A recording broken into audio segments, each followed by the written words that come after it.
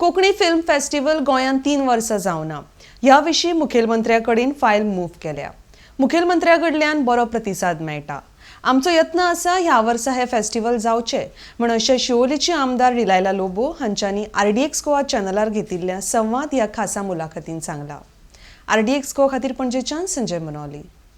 Konkani festival film festival 2-3 वर्सां जावना गोंयांत.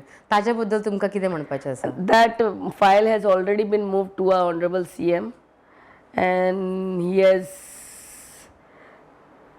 given positive reply. म्हळ्यार ह्या वर्सा 3 वर्साचे जावंक नासले. 3 years it was not held more because of COVID and everything. Correct. Yeah. So ह्या वर्सा आमी definitely by early next year must. Because we also want to see more movies and more artists coming Yeah, forward. so We also want to have the ESG festival. it should not be only that iffy.